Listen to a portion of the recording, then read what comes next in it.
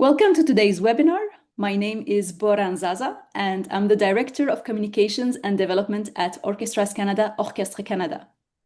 Orchestras Canada is a virtual organization, and we work where we live. My office is located in Rimouski, Quebec, a beautiful city located in the Bas-Saint-Laurent region, just on the border of the Gaspé Peninsula. These regions are on unceded traditional lands of the Wolastoqiyik, Waspikuk, and Mi'kmaq First Nations. Today's session will be recorded and be made available on Orchestras Canada's website soon. We are using the chat box to capture questions and comments on the presentation today, and Anaya will address them throughout the session and after the presentation as well. Some of you already know about Orchestras Canada's journey towards this work, and I don't want to repeat myself. So suffice it to say, we are committed to providing you with practical, actionable tools and resources that you can put to use with your orchestra. But enough from me. Now I would like to introduce Tanaya King of Julie's Bicycle. Tanaya joined Julie's Bicycle in 2024 as a climate change and sustainability specialist and supports the Creative Green program. She brings 6 years of experience in the environment and sustainability sector and is passionate about using connection and community to enable climate resilience and justice. She has a Bachelor of Environment and Sustainability and a Bachelor of Politics, Philosophy and Economics from the Australian National University. She is currently working on the Canadian edition of the Green Orchestra's Guide and Charter. I will now pass the mic to Tanaya. Tanaya, over to you. Thank you. Hi, good morning, everyone. It's really wonderful to be here with you. And because I've just started to learn French like a few months ago, so please forgive me. Bonjour, ça va? Je m'appelle Tanaya. C'est un plaisir d'être ici avec vous ce matin en Canada et ce soir en Londres. Bienvenue. And I'm really hoping Isabel didn't have to translate that for you because I'm learning. But anyway, so welcome to the third webinar in a series of webinars on climate action that we're holding with Orchestras Canada as part of a wider project looking to create a new Green Orchestras Charter and Guide for orchestras in Canada. Based on outcomes from the surveys that we did with you, the theme for this webinar is connecting with your audience, bringing concert goers into your eco-sustainability story. And we see this across a lot of things. Communication is so important. So well done on picking a great theme. So we're hoping you will walk away from today with some tools to sort of speak and to act really confidently and some ideas on what meaningful communication looks like for you, about sort of what your unique or authentic story is going to be. So we'll have a bit of initial presentation, a question and answer, and a very short exercise at the end if we have some time. Also at the end, I'm going to ask you one thing that you want to remember, one thing you want to tell somebody else about, and one question you have.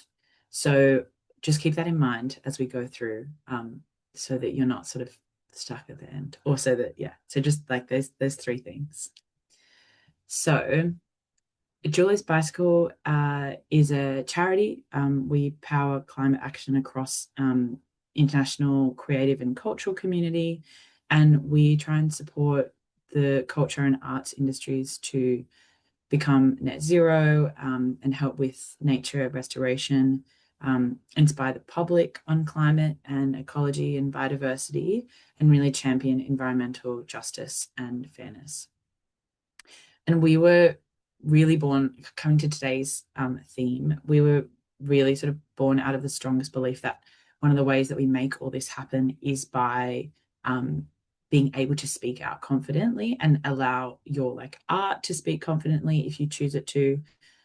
So then taking action really needs to be accompanied by us using our voice. So as I said before, I'm a very beginner French, and as the intro said, there's a little photo, but I'm a climate change and sustainability specialist, and I've been working on the project with Richard and Kiara, and it's really exciting to be here today and sort of see all your faces as well, because working on the guide, I have, yeah, it's great to be able to, well, not see your faces, but know that you can see my face, see your names in the chat. um, so you might have seen in one of the prior webinars, but this is from the survey results of some Orchestras Canada members. Basically, 2 and 3 agree or really strongly agree that orchestras can have a very positive impact on environmental issues by influencing the behaviour changes of our audiences. But it's really hard for that to happen when we don't talk about what we're doing. So there's lots of reasons why we end up staying silent. Like it's very understandable. It can be really hard to find a way to tell stories in a way that feels authentic. You know, your audiences might come with you because of a particular reason, and you might not want to divert from that. It's also a lack of confidence. Your background, for example, might be in arts marketing or just marketing in general, not climate science. And, you know, you might be worried about backlash and how to deal with that backlash, especially depending on your context. And communicating data can be really boring with graphs and things like that. Like, how do we make it engaging? Making sure like why this is a priority over a bunch of other things. Obviously, like the arts industry, it's really hard in a lot of ways for a lot of the time. So how to sort of make this a priority when you might just want to sell tickets, and sort of, you know, it's like, what stories do I tell, what is really interesting? And the thing that we see the most, that last point, is we want to start talking about this when we've done all the work, like once we've got it right. But that really misses out on the wonderful work that you're doing. And really, I guess the beautiful thing and the thing that connects us all together about environmental action is that this is a journey we're all on together. So if you are waiting to get to the end before speaking, you won't ever really get there, because it's always an ongoing journey. And you'll also miss all the chance to connect with others that are really trying to do this. So I know all those first few points were a bit negative, but we want to sort of focus on ways to change that story. So you're not alone, and there's a silent majority that are in favor of climate action, or not necessarily silent, but at least 75% of Canadians are worried about climate change and its impacts. There's a few different statistics like that. That one is worried. There was one that where it was like about 50% agree, or like to have a strong agreement. It's like a strong worry. They're very worried. And so this is particularly also relevant for younger generations. The younger you get, basically, the more those generations are worried about climate change. We also tend to sort of underestimate the support that climate action has around us. So half of Canadians think that they would contribute 1% of their income, but only a third would do the same.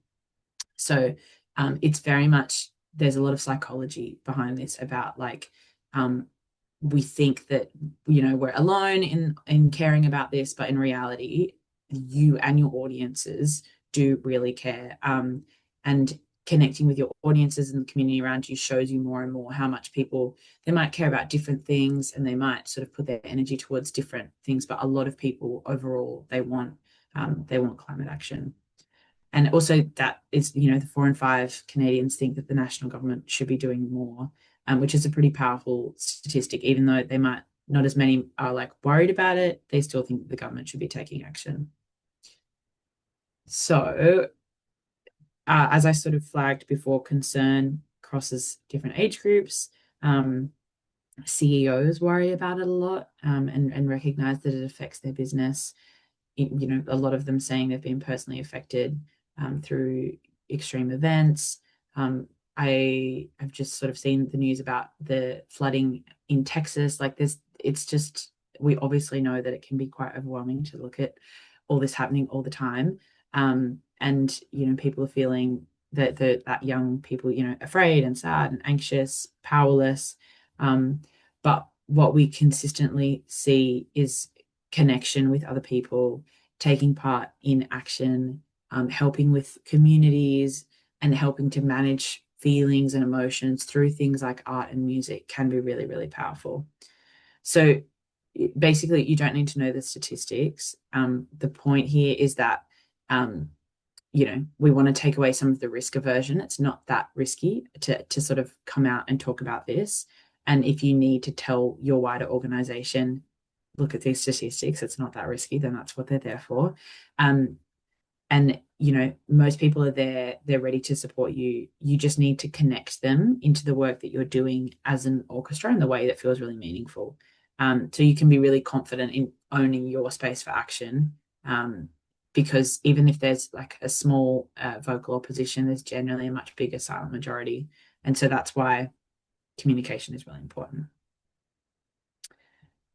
So communication's really no different. So I know I said before, you might have done marketing, or someone in your organization might have done marketing, but not climate science.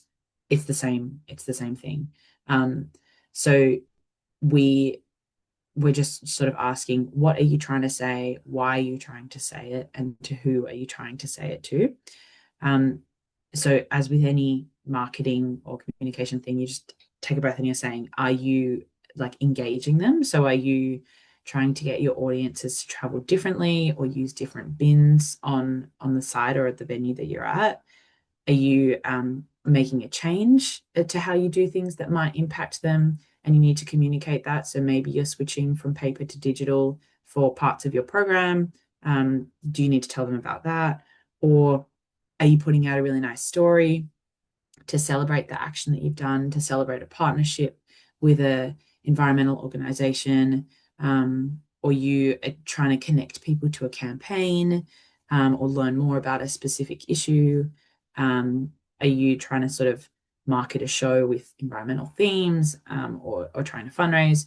So it's sort of just think about what message goes to what location and when, and what channels you have. So these different types of things that you're doing might be better at signage or a newsletter or updates to your donors. So like with anything, thinking about who you would like to direct the message towards. So thinking about the when and where, as I said before, newsletters, maybe with your audience, maybe it's their ticketing confirmation email. We know that most audiences make a choice about how they're getting to an event, for example, whether they're taking public transport or driving at the point of ticket sale. So it's like, when can you influence them? Is it in the program, or as part of a performance? Like if you combine a talk with a performance, or sort of exhibitions outside the venue as people are walking in. So that's, signage as well. The back of toilet doors is always interesting, or sometimes like on mirrors in bathrooms. I don't know about you, but sometimes will just look in a mirror and I love reading things up there. Social media, and sort of anything like that. There's like, the meetings, the press. You might there's lots of opportunities. Um, and I guess it can feel a little bit overwhelming if you're starting from scratch.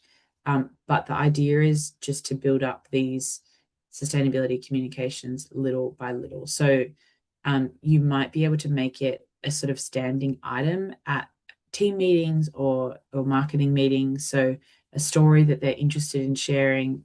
At JB, we often just ask around and say, like, did anyone read an interesting article that we can share more widely in our newsletter, or an interesting podcast, or watch a TV show that really prompted them. So that word of mouth can bring up really interesting things. It's really important.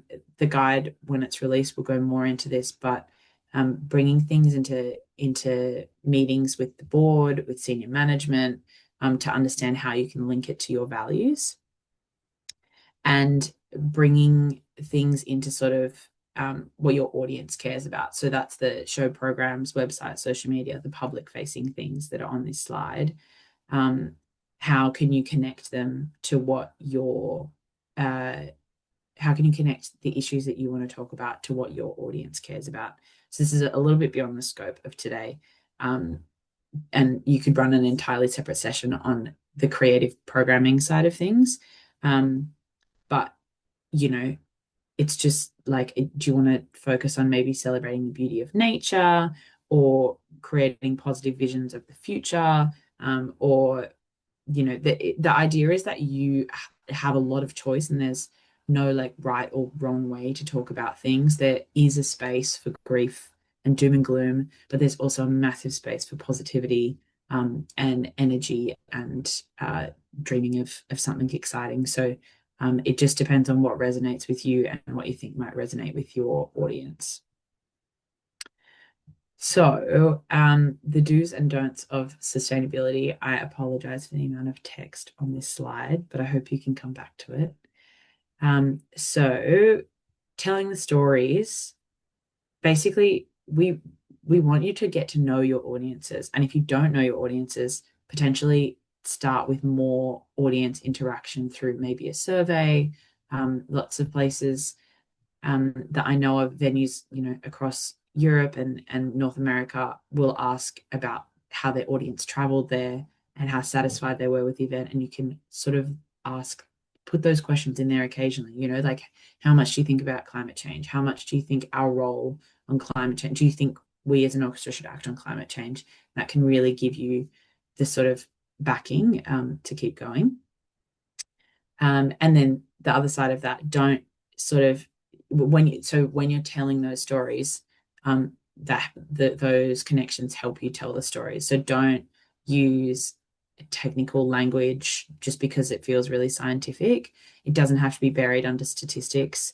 There was a project in Ireland, and the lead of Greenpeace in Ireland said, like, the Greenpeace leader, when coming into the project, said, like, we aren't here to help you, like, to tell a story to you. We want you to tell your own stories. So recognizing that people have their own things that they're doing, and it's really exciting to ask them. So the other thing is, framing sustainability is something you're working towards. It's about discovery. Give yourself room to get things wrong instead of claiming that we're super sustainable all the time. And making something matter to you. So instead of assuming, people that will just get it. So there was an article from a writer that was saying, like, this music really resonated with me because of this, where I grew up, and the nature that the sort of like the piece reflected nature, and it was really moving to her personally. And it's like a memorable article because of that connection between the personal and the wider picture. So solutions focused. If you don't give someone a call to action, as in what to do next, it can be really, like, that's how anxiety sort of forms. So we really want to make sure that you are thinking about, like, what do I really want out of this? This is psychology focusing on the collective, what we can do. It sort of doesn't, instead of framing something as a sacrifice, it frames something as a positive choice that the whole audience can make. And then,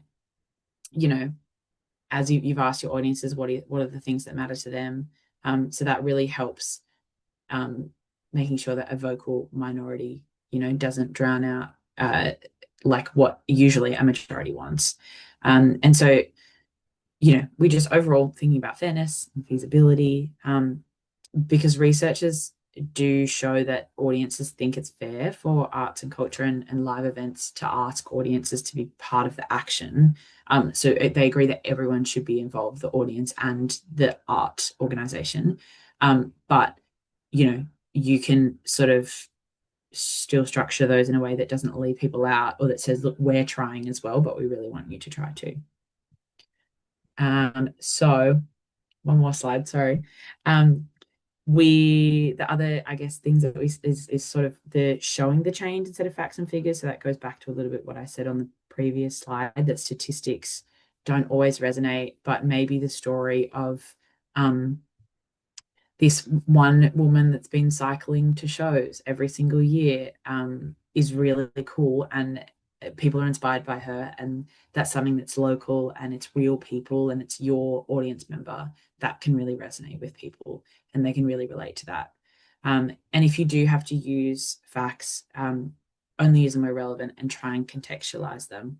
And then we've also got, being honest. So obviously there's a fear of greenwashing, but um, you know, you just can have those facts to back them up, but they might not be your core message. You don't have to lead with the data, but it's if you are making claims about things, it's better to have that data there somewhere. Even if it's, you've got a web page about your maybe your sustainability efforts, and then if people really want to dive into the graphs and all your assumptions and things like that, they can find that information there. I guess overall positive framing, thank you, instead of telling people what they can't do with that negative messaging. And we, incentivizing is great. So Music Declares Emergency Canada at the Junos just ran a competition where people could win prizes if they travel by public transport, on bicycle or on foot to get to the awards, which is a really cool sort of incentivization. With that, obviously, we want to make sure that we're not penalizing people that can't travel on public transport for a variety of reasons. So that fairness aspect of things, but just thinking that it's the carrot and the stick. Usually incentives work quite great, the carrot, but sometimes for people that can do something and aren't doing it because they just can't be bothered, then that's where these incentives come in. So that is, I guess, a big list of do's and don'ts. But I guess I wanted to just jump back a little bit to what I said in the very first thing of like, do you know what your audiences care about? So the UK have been sort of asking a big cross section of audiences across the arts about their attitudes to arts and culture organisations. And I don't think, I Googled a lot, I don't think you have anything equivalent in Canada, but there's I guess an opportunity to find out.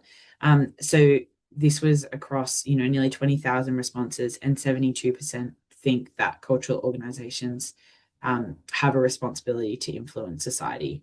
So there's a really missed opportunity there. And 68% of them expect sort of information to help them act more sustainably, and the last one is 70% would act more sustainably if it was made easy for them.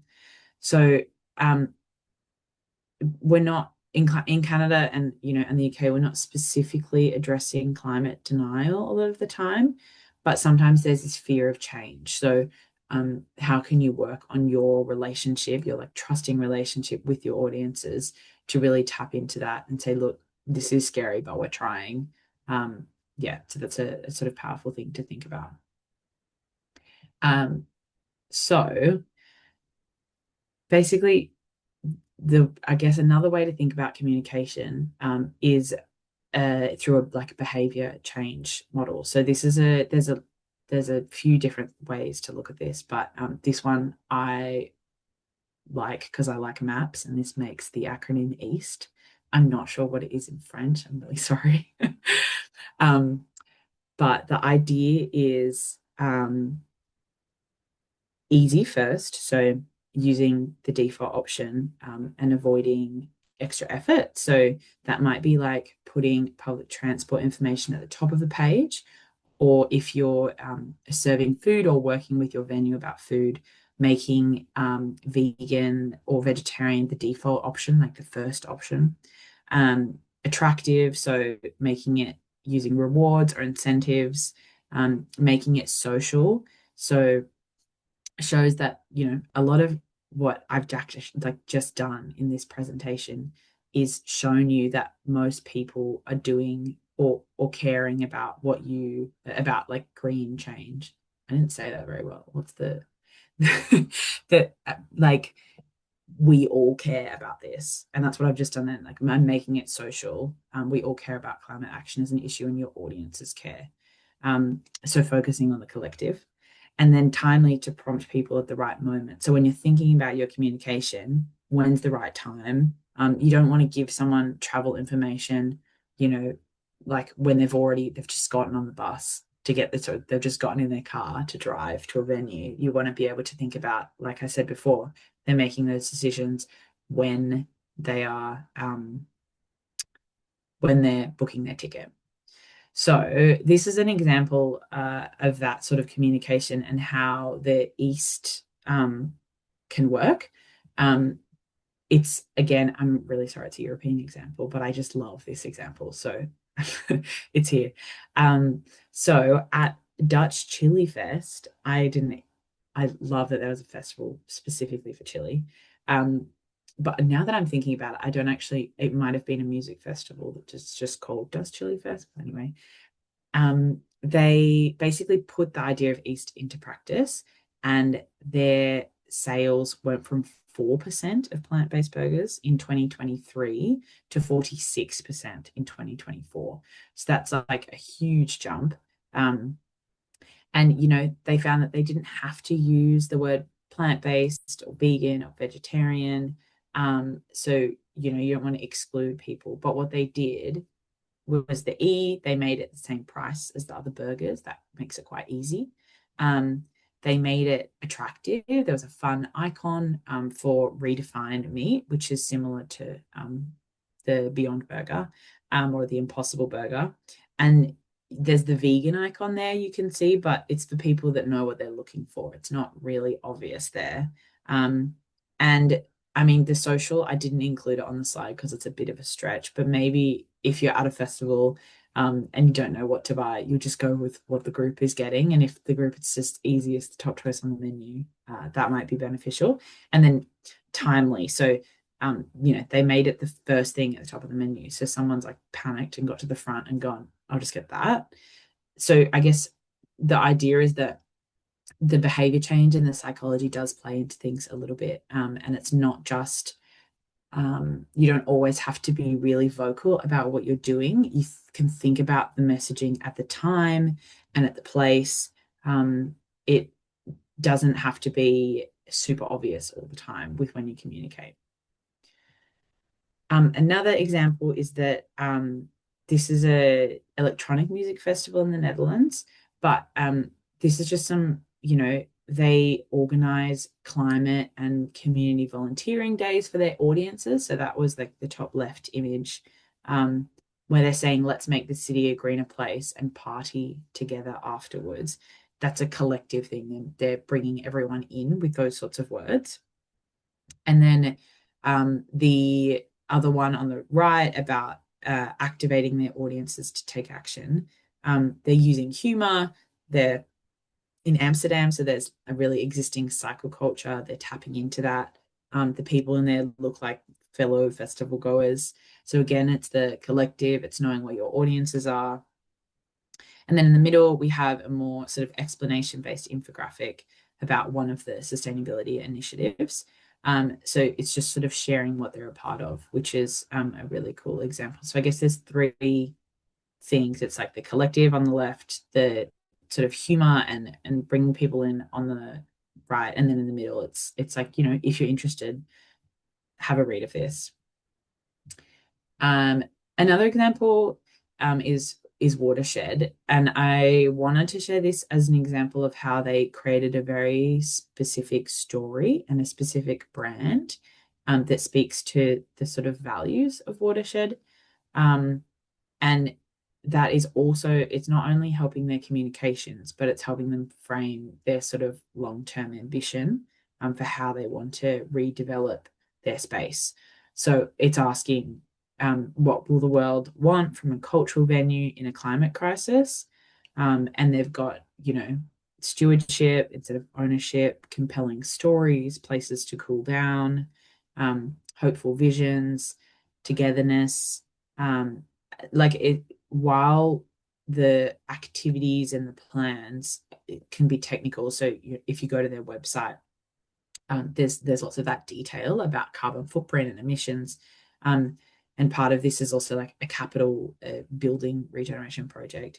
The language that they're using isn't technical. It really speaks to their community and who they sort of want to be within that. And I guess that's a more broader thing. That's again to the power of the creative industry. A lot of you are probably like artists yourselves, or even if you work for an orchestra, you're surrounded by a lot of creativity, and we all have amazing amounts of creativity. So it's how can you bring that in to really inspire others. So another example is Shambhala. They again, sorry, all these UK examples, but I am very excited to get more Canadian examples soon. They went meat and fish free across their venues. And again, sorry, I know a lot of you don't necessarily operate your own venues, but the idea is like learning from their whole process. So hopefully that can come out of this. So they kicked it off with a online communications of a statement of values. So they were saying that we've done this about energy and we've done this about waste, but food is the elephant in the room. So they were really framing it quite well to say, look, we're constantly moving, but food is the thing we're focusing on at the moment. And there was a really big FAQ on the climate impacts of food and the decisions that they'd made. So they didn't necessarily lead with figures of this will save us like X amount of emissions, but they did have that data for people that wanted it. And then, they wanted to enhance the experience. So they, instead of saving on like for crew, instead of saving on meat, they offered things like smoothies. So it was like, what's the trade-off that you can think about? If, for example, you do switch from maybe you work with your venue and try and reduce meat, what can you offer audiences instead? And what can you highlight to them about that? Um, and then it's all, exploration. There was the first year was they were starting about a conversation about their food systems, and they had like talks in a venue. So it was very much a really open, transparent process, and they were communicating at every stage of that. And then they were asking audiences all the time. So basically, the audiences were being on board with keeping the event meat and fish free, and it's been yes consistently when Shambhala has asked, "Are you okay with this?" And they're really seen in the UK at least as a leading festival in terms of this, how much they've come throughout the process. So instead of talking about climate specifically, I guess what we want you to think about is how you can connect people to action. And maybe you don't have to give them all the climate change, climate action crisis statistics, but you can just immediately connect them to something that does have a positive impact. It's sort of, oh, sorry, I went backwards. Um, so, the future yard is, secondhand instrument drives. So asking people to donate their secondhand instruments and getting them fixed. The one in the middle was people came to a show and got free bicycle repairs, or not bicycle repairs, but bicycle services. I guess if your bike was broken, you wouldn't be cycling. But if people haven't serviced their bike in a while, they could bring it as part of the event. There's community tree planting, and Music Declares Canada, for example, just partnered on a concert asking your Prime Minister to sort of pick a path to climate action with clear asks for what they want. So I think in the caption there, sorry, it's a bit small, but it was they weren't sending public money to foreign-owned oil and gas companies and calling for an east-west electricity grid and youth climate corps. So specific campaigning. That's obviously, a big step, but even these little things like bike workshops are a really cool way where you have the opportunity to maybe connect with your community and help climate change as a sort of secondary thing. And the first thing is that you're just offering people free ways to fix their bikes. So there's definitely different ways to think about what matters to you. So we, want to find these people that love to talk about this, because I think those relationships and like who has the relationships matters when you're communicating. So, each of your the members of your orchestra, your wider crew, everyone working for the orchestra can be an ambassador. So this example is from Matthew Bourne's New Adventures. They designated some green champions in the touring company. Um, and they were sort of supported by a wider environmental action plan, and a green riders, which is like the rider that had sustainability integrated within it. But these particular people, so I think one of them was a dancer, and one of it was the head of costumes. They became sort of the eyes and ears on the, I know, the head of wigs, and they became the eyes and ears on the ground. And there was social media things, which is really cool. You know, having a personal touch and to that is really exciting for people. They love to see People love to see behind the scenes. So it's cool if you can showcase that in a sustainable way. But what I really want to stress is that it needs to be in addition to roles with clear sustainability commitments. Because if these green champions leave the orchestra, and they're the only person that's done anything, you know, your progress will just stagnate quite a lot. So what you want is sustainability to be part of a job role, like attached to a role or attached to multiple roles with someone in a more senior team responsible and accountable for that, and even someone on the board that's responsible and accountable for that. So that's also how to help. I think a lot of people that are really passionate about sustainability run the risk of burnout if they don't get support from their organization. So I guess just thinking about that, it's really wonderful to tell those individual stories, but you just want those green champions to be the messengers, and the people that are doing those work, it's part of their role and it's recognized, and they have support and professional development to do that. So that was a lot of me talking, but if you were like, oh my God, that's a lot, it's being written down. And just for those who weren't at the first webinar, the resources, we're going to be remaking this, or we are remaking this for a Canadian context. And just updating it in general. I've been working on the Canadian version because this was developed, the one that's got the screenshot here from the Association of British Orchestras, was released back in 2011. And it was actually really heartwarming to see how much things have changed and how much is sort of general knowledge already. So I'm really excited for the Canadian guide to come out, and then an accompanying charter as well, which will really help to sort of where to start and how to keep moving forward. So, as I said at the start, I would really ignore my pun there. Sorry, watering the seeds.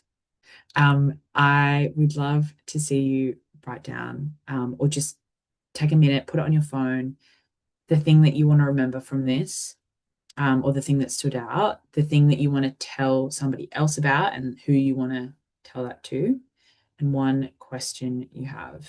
And then we will jump to the Q&A. So hopefully you feel free to share that question as well in the chat if you would like.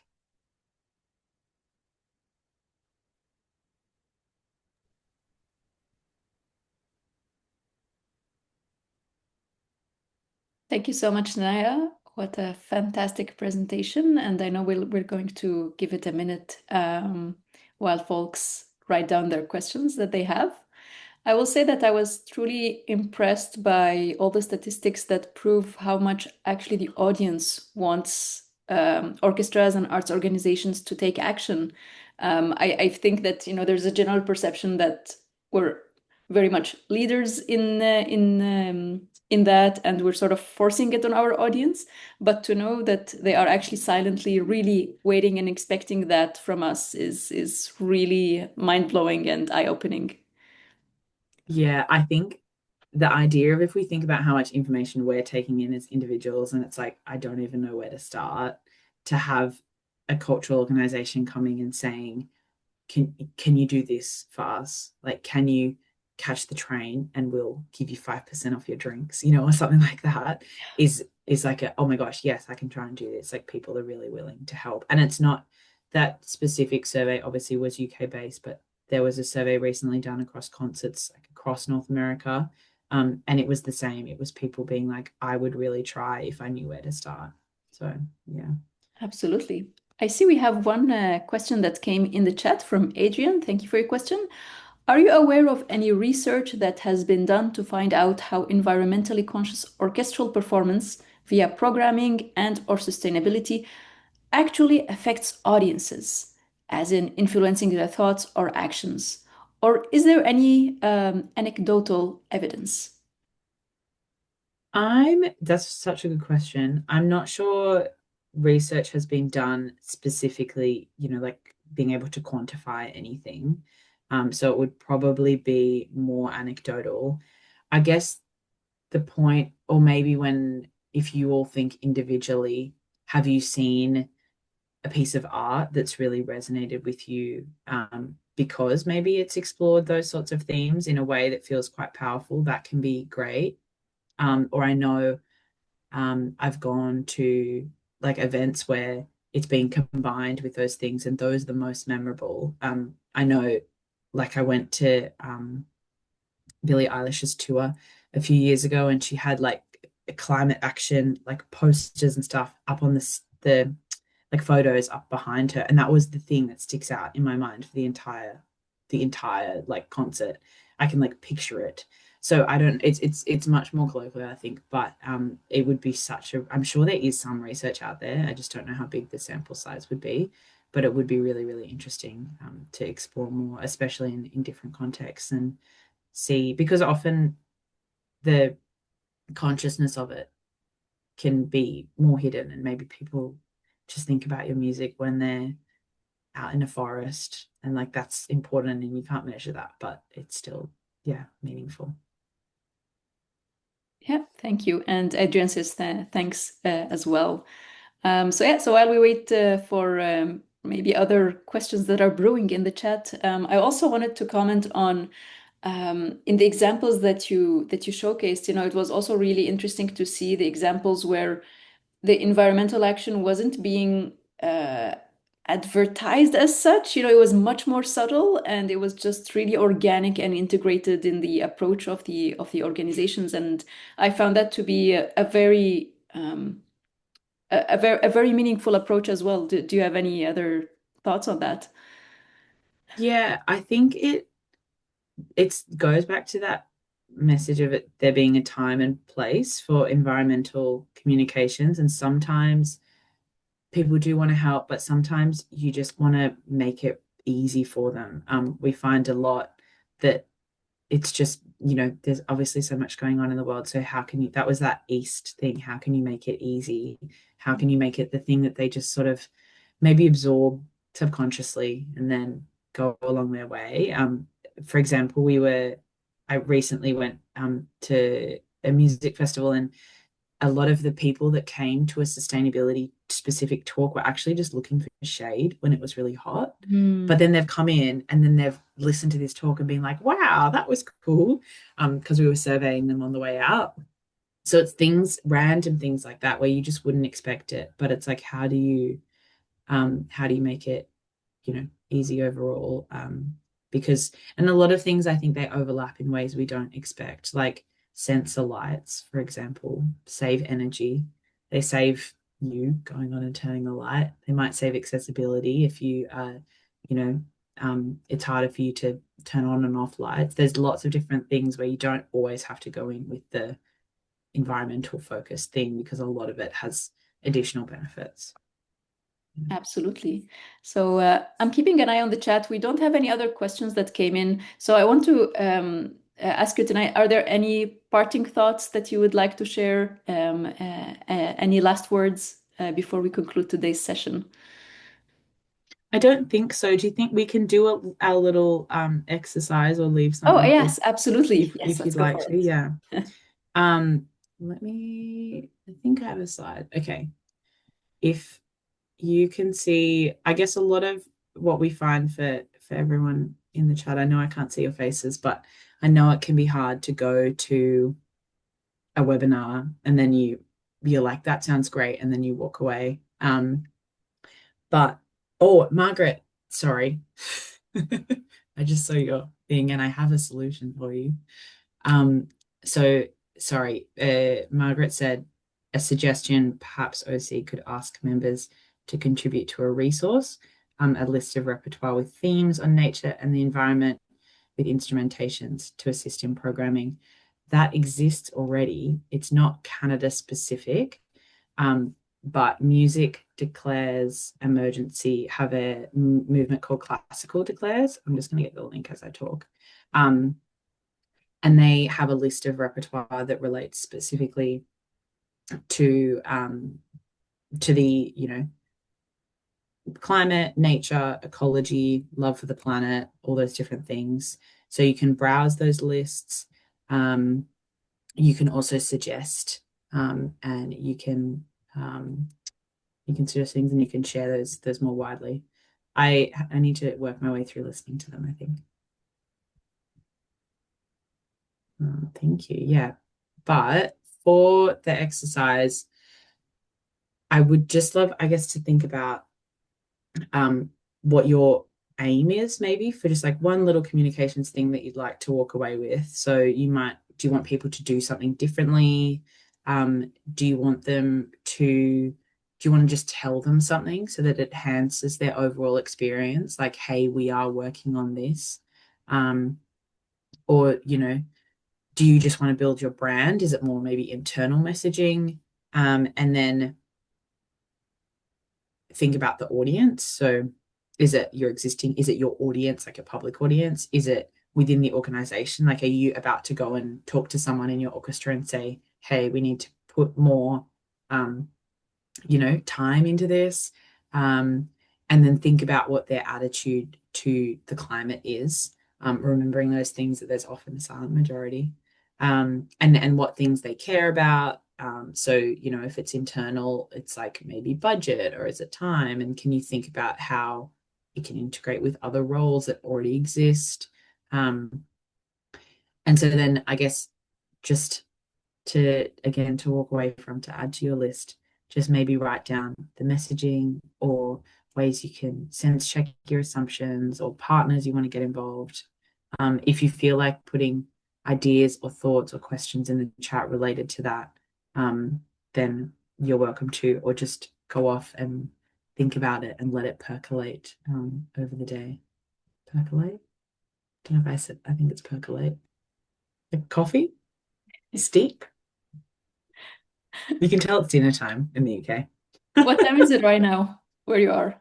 It's about to be 6 p.m. in 10 minutes. Okay, all right. Well, yeah, yeah. And the end of a long day. So yeah, again, we'll just leave a few minutes for folks. Maybe they would like to share some of what they're jotting down in the chat. And thank you so much for sharing the for sharing the resource from Music Declares, the Classical Declares. We will circulate it as well in the with the post-event resources.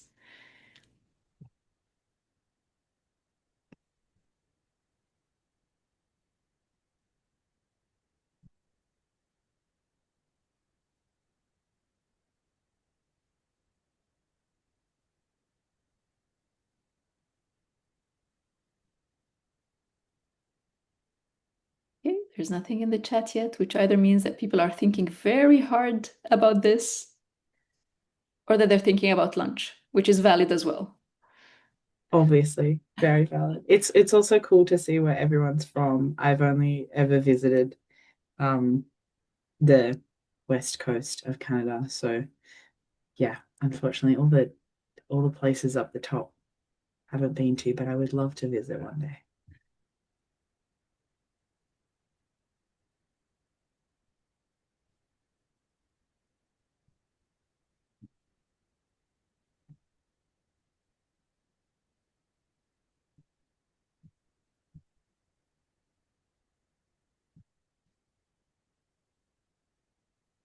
Okay. So yeah, I still don't see anything in the chat. Maybe we can leave this with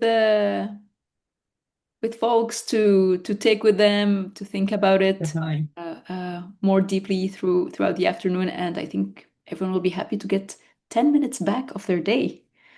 Yay. Thank you. Don't think I have a final slide. We have more resources if you'd like them, but yeah, thank you. I'm sure everything will be sent around. So yeah, Absolutely. thank you So for yeah, sharing. Thank you so much, Sanaya, and thank you so much, everyone, for attending today's webinar. Thank you for sharing insights so generously. We express our gratitude as well to the Canada Council for the Arts and the Department of Canadian Heritage for their support of this project. And of course, another word of appreciation for our wonderful simultaneous interpreter, Isabel. Over the next few weeks, we'll be wrapping up the information gathering stage of this project, and we are getting into the writing gear with the Green Orchestras Guide and Charter, which is scheduled to launch this summer. So watch out our newsletter, our website, and social media for updates. I look forward to seeing you all again, and have a wonderful summer. Thank you so much, Sanai, again. Have a great day.